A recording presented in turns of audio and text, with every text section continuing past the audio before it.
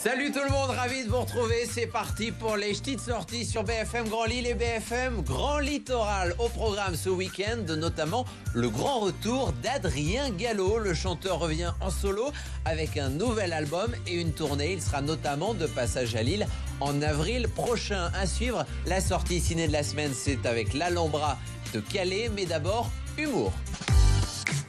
Julien Bing, toute la vérité, rien que la vérité, ou presque, c'est à voir le 17 novembre, donc la semaine prochaine, ou le 18 décembre sur la scène du Spotlight à Lille. Le Dunkerquois s'interroge sur des vérités qui dérangent, comme peut-on sauver son couple après une 6e rupture? De l'humour manié avec intelligence et maladresse, Julien Bing a un seul objectif, rire avec tout le monde. Alors oui, il existe des inégalités hommes-femmes, tout le monde le sait, moi le premier.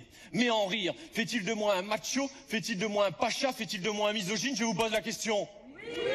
Ne répondez pas madame, je m'adresse aux hommes. Vous le connaissez comme leader des Bébés Brunes, Adrien Gallo fait son grand retour avec un second album solo. Il s'affirme comme papa de 2 enfants et de cet album plein de surprises. Adrien Gallo sera sur la scène du Splendide à Lille le 13 avril prochain. Salut Adrien. Salut. Adrien Gallo, tu as désormais 32 ans. Le temps file, depuis les Bébés Brunes, le temps passe, mais n'a pas d'emprise sur toi, en tout cas physiquement. Mais dans le style... Ça a un peu bougé, ça a un peu changé. On est là pour parler de ton 2e album, 7 ans après le premier, 2e album solo. Là où les saules ne pleurent pas, qui t'emmène en balade, qui te prend par la main, à la fois charmant, poétique. Merci en tout cas pour ces compliments. J'adore écrire, j'adore les mots, je m'amuse beaucoup avec la langue française. C'est vrai que j'ai essayé de vraiment mettre la barre le plus haut possible pour cet album, quoi, en termes d'écriture. Le titre de l'album, Là où les saules ne pleurent pas, c'est aussi l'un des titres de cet album, parmi ces 12 titres.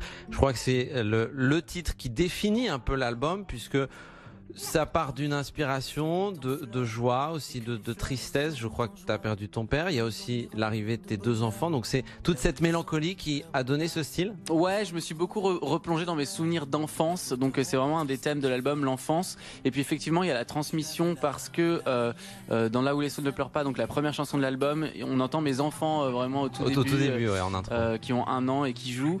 Et voilà, c'est un peu le pont entre mon père et mes enfants, ce disque. C'est vraiment leur rencontre, j'ai l'impression. On a parlé de ton père, de tes enfants, parlons de toi. Et ce qui t'inspire et tes débuts en musique qu'on retrouve un petit peu peut-être, parce que j'ai lu que dans ton enfance t'étais un peu bercé par Prokofiev. Ouais. Pierre et le Loup. Oui, à fond. Est-ce que c'est vrai aussi qu'à 5 ans tu t'es retrouvé avec un piano comme ça? C'est vrai.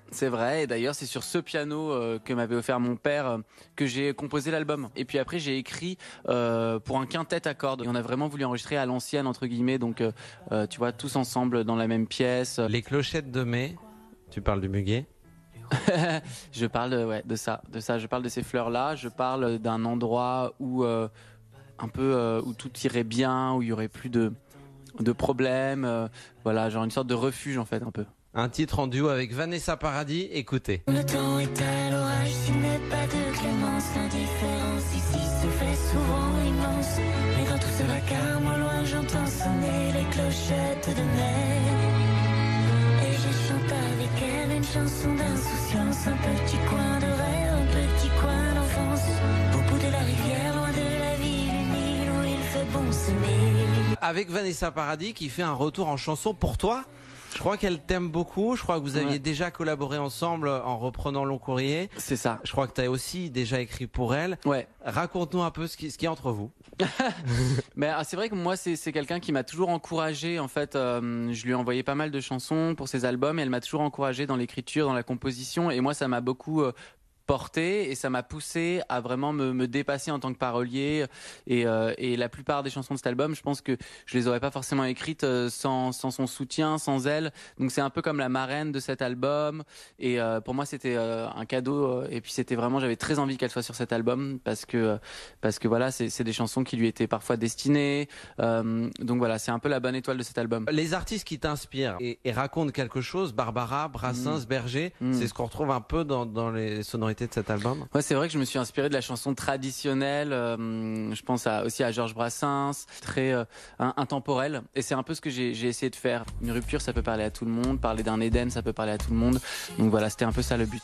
Alors justement, tu parles de rupture et de thématique. Un autre de tes titres dans cet album, ce nouvel album là où les saules ne pleurent pas, c'est Chute. La chute de notre histoire. Tes larmes et larmes car tu pars. Alors est-ce qu'on peut dire que le rock est derrière toi? Non, pas du tout, pas du tout. Effectivement, ça c'est des petites échappées qui font du bien parce qu'effectivement je me sens pas que rocker. J'ai vraiment tout un bagage chanson française et Cet album, c'est pas un épanouissement, une identité, ça y est, que t'as trouvé, c'est une facette que t'as explorée. voilà, je dirais que c'est ça. Je dirais que c'est ça. C'est mon album un peu de Album plaisir. de papa surtout. En groupe, c'est pas possible un épanouissement de chacun. On dirait qu'on parle un peu d'une thérapie de couple. Et tout. Non, mais c'est vrai que épanouissement, je pense que c'est important même d'aller un peu travailler avec d'autres gens parce que quand on va se retrouver, on sera nourri, on sera différent, nouveau. Et je pense que ça va vraiment nourrir aussi notre groupe, quoi. Bah alors donc les bébés brunes, rassure-nous, le groupe n'est pas mort. Non, ce n'est pas du tout mort, absolument pas. Très bien. Adrien, reste avec nous. Je t'ai posé 5 questions. Comme les 5 doigts de la main, c'est par la main. C'est parti. Par la main. Première question. En quelle année a été inventé le monokini? Non, référence à ma chanson. Aucune idée, je dirais, attends, je vais dire au hasard, 62. Au début des années 50. Ah ouais. Tu collabores avec Vanessa Paradis dans ton 2e album solo. Joe le taxi par Adrien Gallo, ça donne quoi? Joe le taxi va pas partout, marche pas au soda.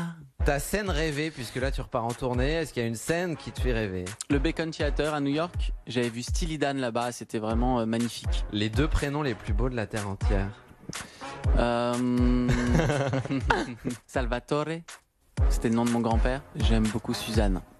Donc c'est pas les prénoms de tes 2 enfants. Je sais que t'as essayé, mais tu ne m'auras pas là-dessus. Tu vas être de passage dans le Nord le 13 avril. Est-ce que tu connais la recette du Welsh? Pas vraiment, j'avoue.